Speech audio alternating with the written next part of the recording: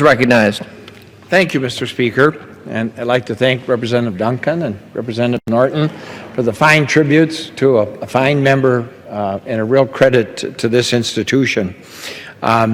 This bill honors our friend and our colleague in an important way, the late Jim Oberstar, by naming the United States Post Office in his hometown of Chisholm, Minnesota, the James L. Oberstar Memorial Post Office. I'll never forget the first day that Jim walked into the chamber through one of the side doors over here as a former member of the Congress.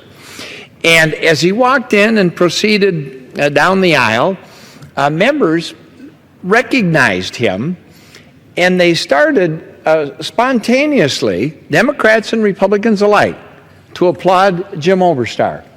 And by the time he got to the well, the whole House was engaged in this spontaneous, bipartisan, genuine loving and appreciation applause for Jim Oberstar.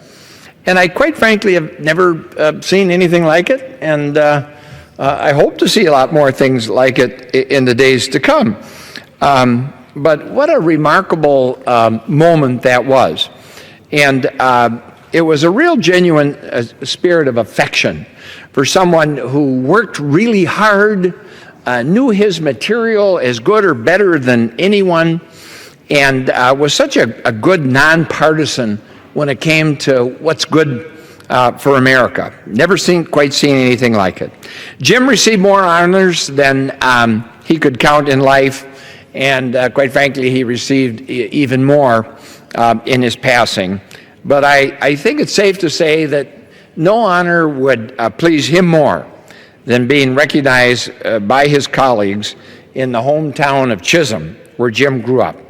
Chisholm, on Minnesota's Iron Range, is where he learned the values of ideas. As a star on his high school debate team, they say he was a pretty good football player too.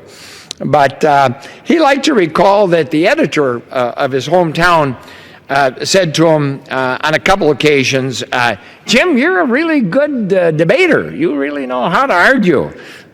You might want to keep working at that. And how fitting that he would end up in the Congress of the United States.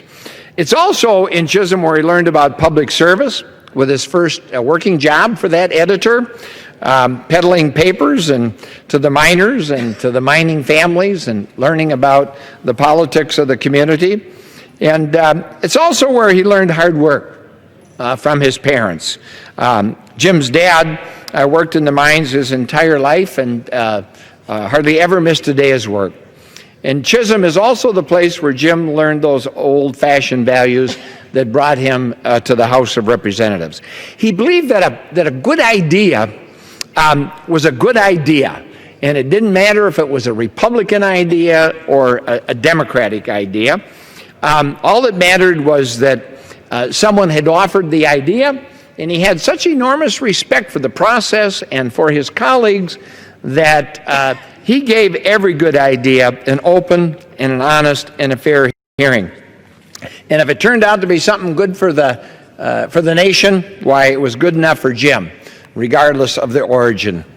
So in urging my colleagues to honor Jim by passing this bill, I'd like to ask that we honor him by rededicating ourselves to that spirit of bipartisanship, that spirit of working together, that spirit of getting things done that enabled Jim Oberstar to accomplish the many things that he did that were cited by my colleagues here just a few moments ago. That was the spirit that epitomized Jim Oberstar, and that's how he was so successful in getting things done. Mr. Speaker, I strongly urge my colleagues to pass this legislation. Thank you.